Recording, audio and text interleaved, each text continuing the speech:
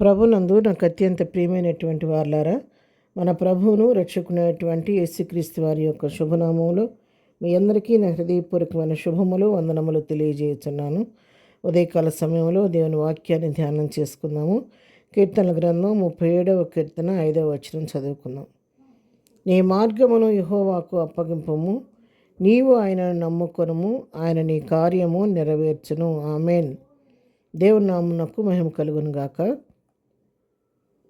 ఈ వాక్య భాగాన్ని మనం గమనించినట్లయితే కీర్తనాకారుడైనటువంటి దావీదు చెప్తున్నటువంటి మాటలు, మొట్టమొదటిగా నీ మార్గమును ఆయనకు అప్పగించు, యెహోవాకు నీ మార్గాన్ని అప్పగించు. రెండవది, నీవు ఆయనను నమ్ముకొనుము, అప్పుడు ఆయన నీ కార్యాన్ని నెరవేరుస్తాడని చెప్పని చక్కగా తన అనుభవంలో నుంచి భక్తుడైన దావీదు తెలియచేస్తూ ఉన్నాడు. అవును ప్రియులారా, మనం మన మార్గాన్ని మనమే సొంత నిర్ణయం చేసుకొని మన ఇష్టానుసారంగా మన సొంత ప్రయత్నాలు చేసి మనకు జయం రాదని బాధపడటం కాదు, కానీ మన మార్గాన్ని ప్రభువుకు అప్పగించి ప్రభువాన్ని చిత్తానుసారం నడిపించమని మన యొక్క భారం అంతా ఆయనకు అప్పగిస్తే, మన పనుల భారం ఆయనకు అప్పగిస్తే ఆయన ఎంతైనా నమ్మదగిన దేవుడు ఉండి మన పట్ల కార్యాన్ని నెరవేర్చే దేవుడై ఉన్నాడు. కీర్తనల గ్రంథం 55వ కీర్తన 22వ వచనం కూడా చదువుకుంటే, నీ భారము యెహోవా మీద మోపుము, ఆయనే నిన్ను ఆదుకొనును, నీతిమంతుడని అన్నడను కదలనీయుడు.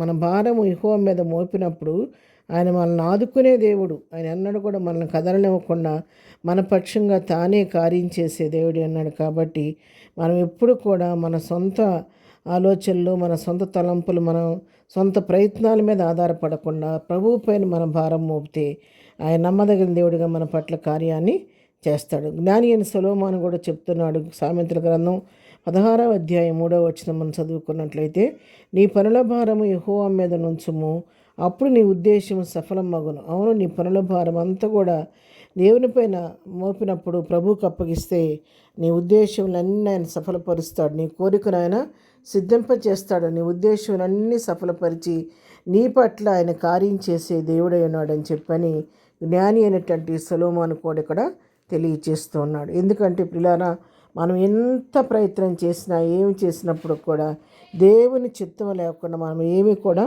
చేయలేము. అంతేకాదు, ఒక పని జరగాలంటే ఆయన చిత్తం లేకుండా మనం ఏమి కూడా ఈ లోకంలో చేయలేము. ఆయన సెలవు లేనిదే ఒక కార్యం కూడా జరగదన్నమాట. మరి ఈ ప్రసంగం విలాప వాక్యాల్లో కూడా మనం చూస్తే, విలాప వాక్యములు 3వ అధ్యాయం 37వ వచనం చదువుకుంటే ఇక్కడ భక్తుడైన ఇర్మీయా చెప్తున్నాడు, ప్రభువు సెలవు లేనిది మాట ఇచ్చి నెరవేర్చగలవాడెవడు.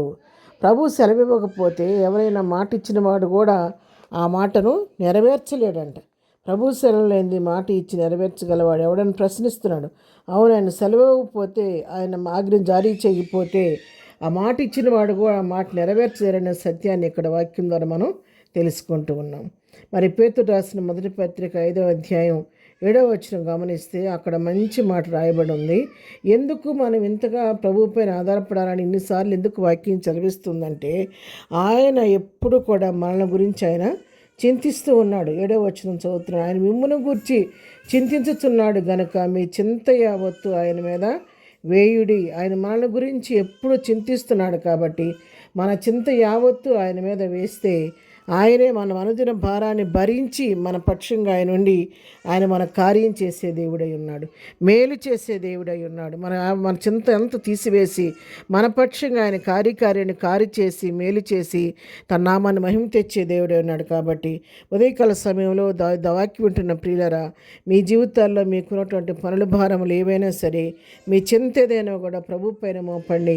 ఆయన నీ భారాన్ని భరించి నీ పట్ల కార్యాన్ని సఫలపరిచే దేవుడు అన్నాడు. కాబట్టి ఆ విధంగా సమస్తంలో చేయటకు శక్తిగల దేవునికి మన పనుల భారాన్ని అప్పగించి ప్రభు దగ్గర నుంచి సహాయం పొందుకుందాం. అలాంటి కృపాధన్యత ప్రభు మనకందరికీ దయచేయను గాక. ఆమేన్. ప్రార్థన. ప్రేమగలిగిన తండ్రి, పరిశుద్ధులైన మా ప్రియ ప్రభా, నీ పరిశుద్ధ పాదములకు వెళ్ళిన వందనములు, స్తుతులు, స్తోత్రాలు నాయన. ఉదయకాలం వాక్యాన్ని బిడ్డలను దీవించి ఆశీర్వదించండి నాయన. ప్రతి వారి అవసర అక్కర మీ నామములో తీర్చండి నాయన. ఎవరైనా బలహీనలు ఉంటే ముట్టి స్వస్థపరచండి, సమస్యలు ఉన్న వారిని విడిపించిన ఆయన, ఎవరికి ఏ భారం ఉన్నా తేలిక చేయండి, ఏ సమస్యలున్నా తీర్చండి ప్రభా. మీరే ప్రతి వారి పట్ల కార్యకార్యమైన కార్యం చేసి వారి అవసరక్కర్లు తీర్చండి, బలహీనలు ముట్టి స్వస్థపరచండి, దుఃఖులను ఓదార్చండి ఆయన. ఈ దినం బర్త్డే మ్యారేజెస్ జరుగుతున్న బిడ్డలను దీవించి వారి కుటుంబాలకు కావలసిన ఆశీర్వాదం దీవెన దయచేయమని, ఈ దినమంతా నీ కృపాక్షాలు మాకు తోడుగిచ్చి నడిపించమని యేసు నామములో ప్రార్థించడి పొందుకొని ఉన్నాము తండ్రి, ఆమెన్. ప్రభు కృప సదాకాలము మనందరికీ తోడయుడి నడిపించను గాక, ఆమెన్.